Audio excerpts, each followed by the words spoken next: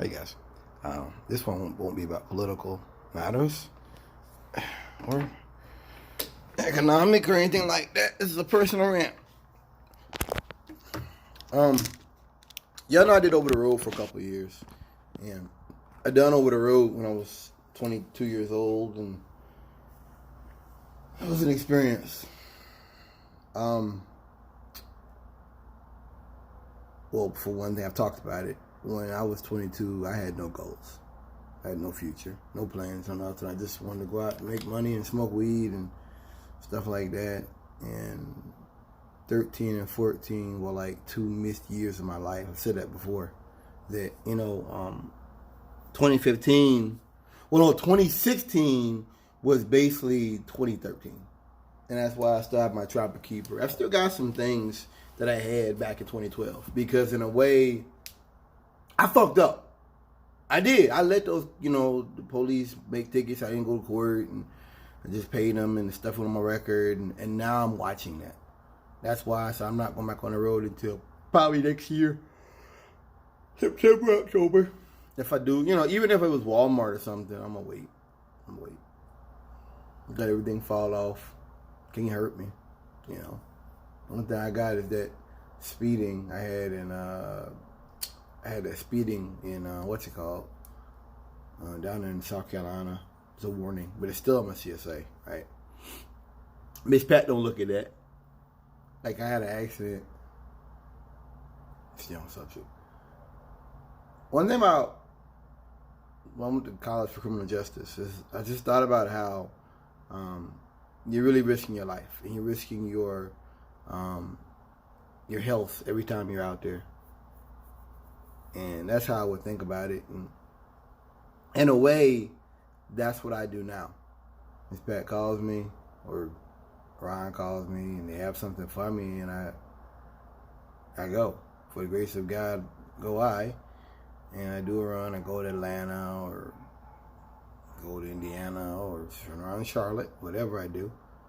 And then I come back. And it's like, when I was over the road, I was in it all the time. And it was frustrating.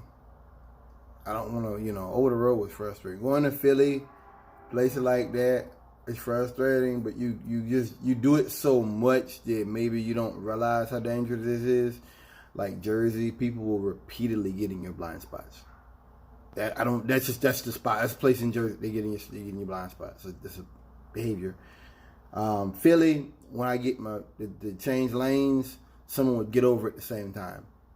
And it got to the point where I used to test it. So I would just, when turn signal on, start moving and stop, and they jump over. So I know they were trying to get hit.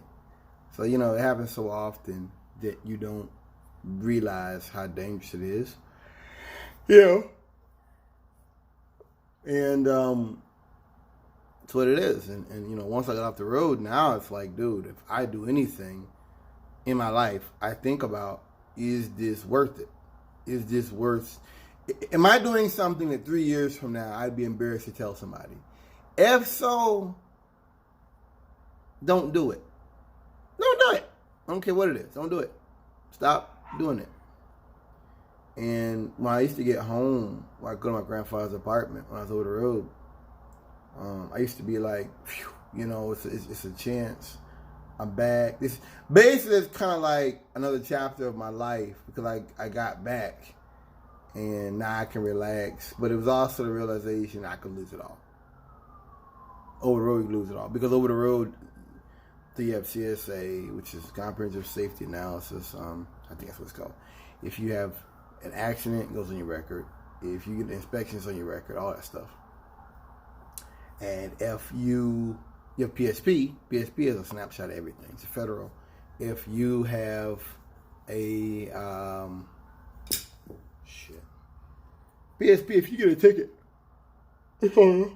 If you have a toxic spill, it's on there. If you get towed out, it's on there. Everything's on your PSP. My employer does not look at that. Pet doesn't look at that. So what I'm talking about really doesn't mean anything. I'm not out here getting tickets. I'm not out here doing things that would cause me to get tickets. But I just, I'm more aware now. And I don't just blow over that, things like that. When I get home and I cook, I got salmon in there now. I cook and stuff like that. I got some DIY projects I want to start. Bought a drill, and I want to do some DIY projects here in the next month or two. A bunch of the stuff I didn't get. Like I need to get a glue gun. I got a solder. Just to solder wires together and stuff. I had to learn how to use that. I gotta get a ruler. I don't have a ruler, so I'm gonna order all that. It's one of those things, when I come home, I'm like, phew, another day I got back safely. And when you're younger, you just think you're invincible, you're bulletproof, nothing can happen to you. And, you just think that anything that happens, you can just deal with it. And I'm more humbled now. I'm a lot more humble, and I'm a little scared. I mean, I've worked hard for what I have. I don't want to lose what I've got. I do things to prevent that. I do things, like I said, if I'm doing something, and like I said, if you're doing something, and it's not something you'd be willing to tell somebody about 4 or 5 years from now or longer, don't do it. Because something very small turns something big. I had an accident when I was with Sigma. I hit a fence, turning and hit a fence. Yep, tore the edge of the fence up, real tight turn, but I was on the phone, And that's something that was embarrassing for a while. I don't think it's on my CSA though. Yeah, there was no police involved. I don't think, but I'm just saying it's a lot of things like that I got away with, And it doesn't say I got fired by Sigma. Nobody knows, so I told them. So, jobs like Sigma and hauling gas, if you're there a couple months and you're like, you know what I mean? Like, to me, I don't look at it as like, well, you got fired. No, those are hard jobs, man. Those are hard jobs. When I got done hauling gas, like, my arm, like, was numb and stuff for a couple of weeks. Like that was something. I got to think about guys out here in the heat.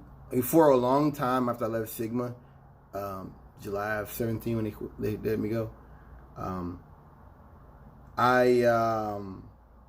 for a long time, I used to see those trucks go out like in the wintertime and stuff, and I'm like, man, those guys are going out to go do a job, and they're out 30, 34, 35 hours.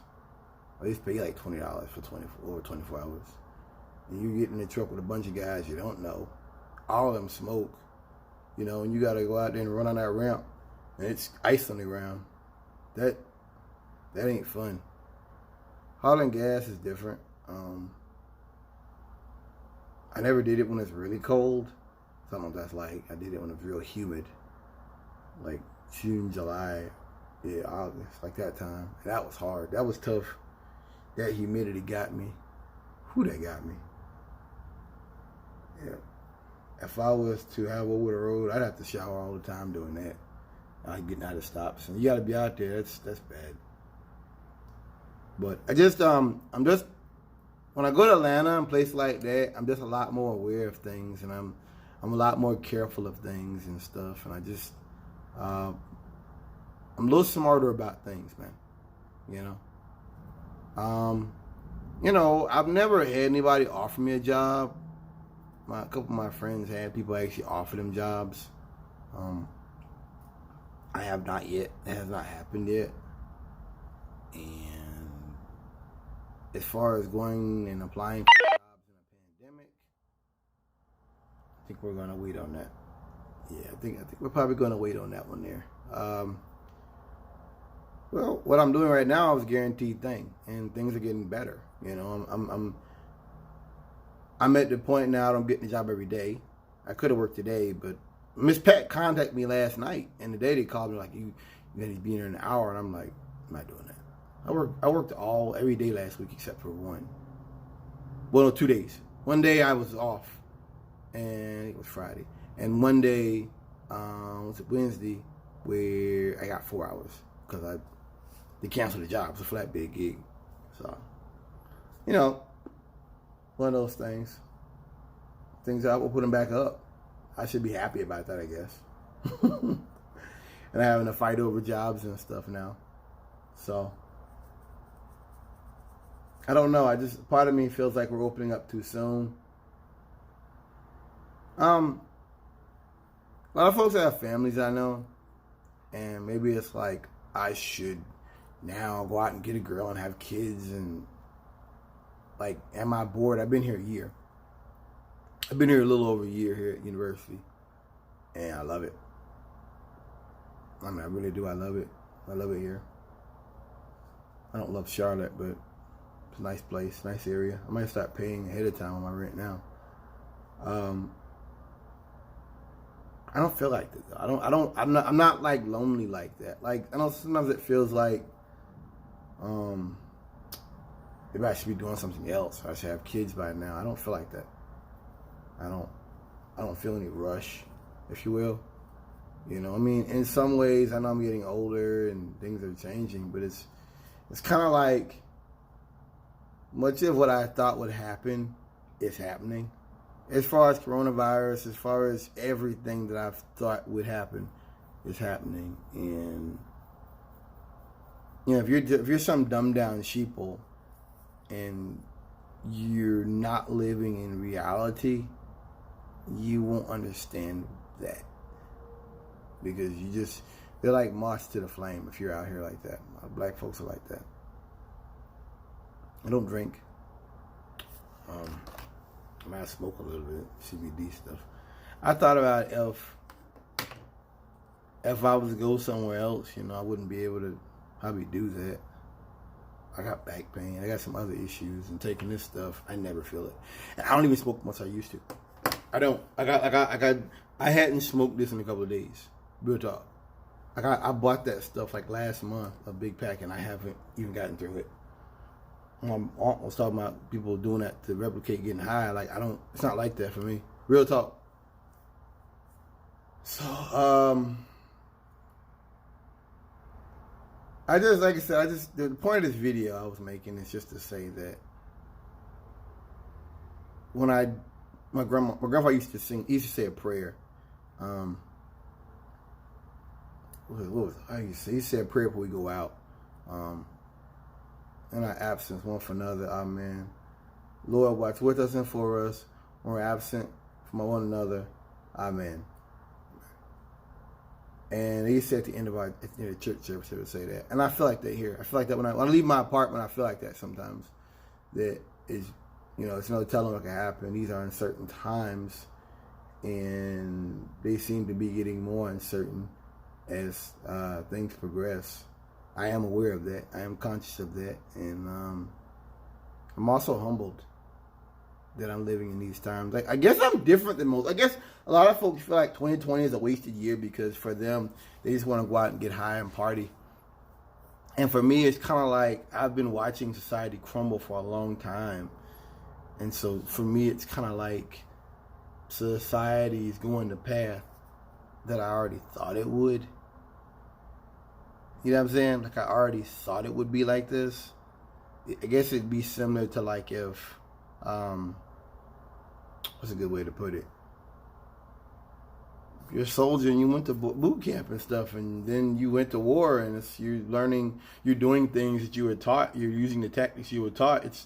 That's kind of how that's why, like, even when things got tight and stuff, I never was like, man, no, it's just like, okay, this is what it is. Peace out.